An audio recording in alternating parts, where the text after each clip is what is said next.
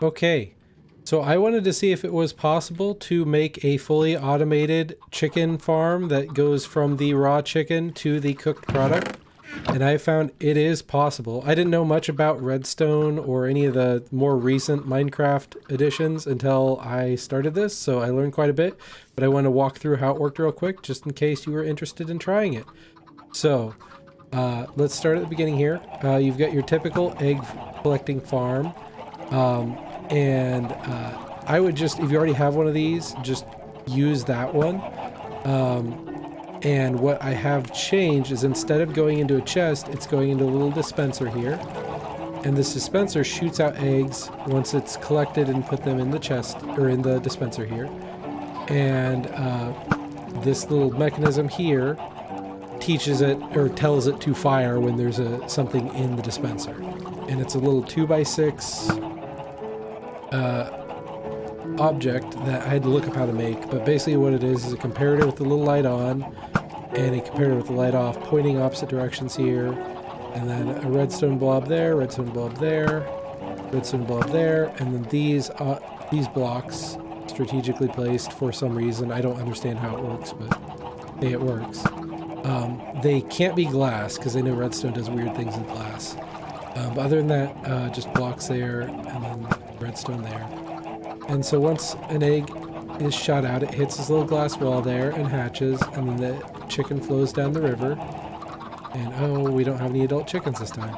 Okay, oh, they're all in the front.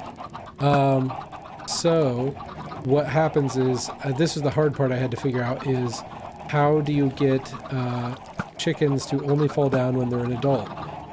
Or compare a chick to a chicken and only pick out the chickens. So what I figured out was a coin pusher. So the water pushes them down here, and then as the chickens collect, they eventually just over time push themselves back towards this hole. Now while they're on here, I have put down some hoppers linking into this chest because eggs collect there, and since eggs aren't going into the dispenser up there anymore. Oh man, they're just having a field day. Oh no! Oh no! That's not ideal. I've actually never seen them survive the lava before. That's new. So that's something to look forward to. You might put a way to get into this area and clear out rogue chickens that are just living on top of the hopper. Or maybe not. But anyway, so the eggs go into here now since they won't be collecting in the chest anymore. Once they're pushed down, as you saw, they flow down the river and hit the lava. And that chest isn't doing anything. Just to get rid of a previous chicken that had collected up there. Oh, they're just kind of hanging out. So, this is your typical kill trap. Lava and water. The signs are to stop the lava and water from flowing and turning into a cobble generator. Then you have a hopper that is collecting the remains of the chickens into this chest here. And then this chest goes into an item sorter. Now you don't need the item sorter, but without it, you'll get feathers and cooked chicken and stuff stuck in the furnace down here. So you probably do want an item sorter. So I'll run through how the item sorter works real quick. You can look up how to do this online. That's what I did. Right now I only have it sorting uncooked chicken, cooked chicken, and feathers. And so how I'm doing that is, this is the overflow.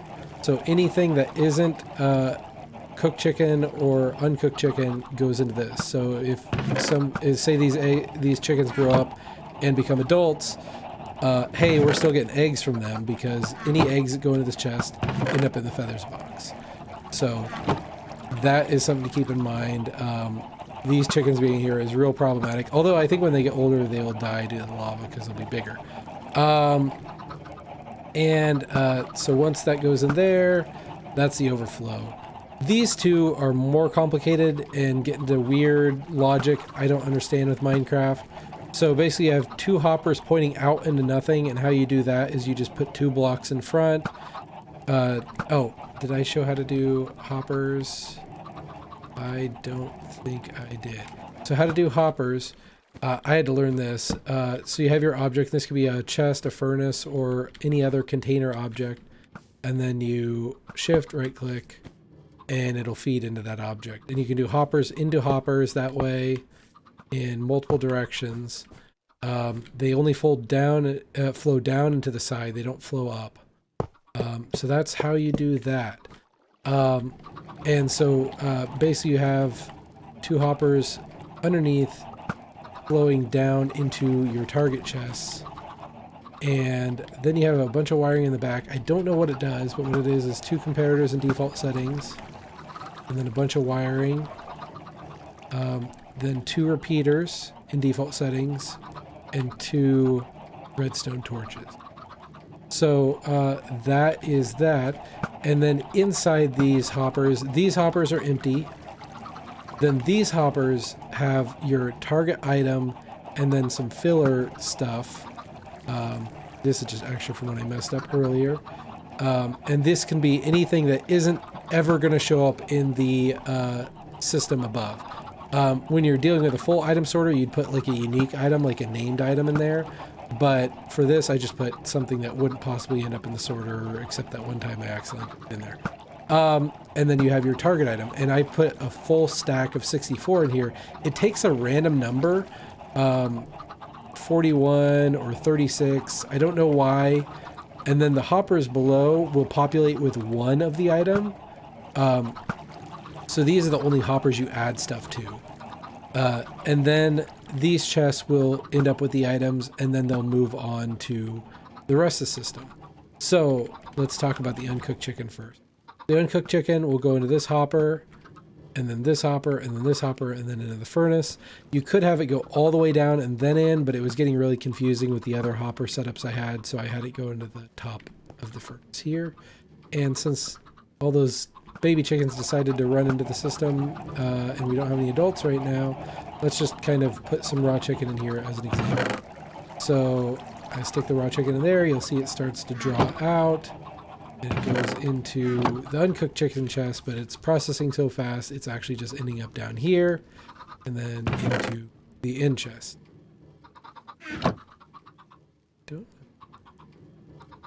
Okay, there. It's just cooking a lot slower than it is going into the chest. And so then you have the cooked chicken from the lava, and you could just leave it in this chest, but I had some hoppers here, so it goes down and under into the output of the furnace so that it all ends up in the same chest, from either if it got cooked from the lava or got cooked at the furnace. And then the coolest part that I learned from this is you can hook a hopper into the side and then put a chest on top and then put all your types of fuel into the chest here. And it doesn't matter if it's charcoal, if it's coal block, if it's wood, it'll pull it into the furnace here and use it. I don't know what order it pulls it in. If it pulls in, well, obviously it'd pull whatever's in there. So it's pulling in charcoal right now. But I don't know if it's completely empty, what it prioritizes. But yeah, that is a completely automated chicken cooking system. This over here is just a launcher track. You don't have to worry about that. And yeah, that is how it works. Sad I couldn't get it working on camera except for all those babies taking their lives, but it does work. And I mean, you can look at all the chicken I've gotten here has been cooked from that. So yeah,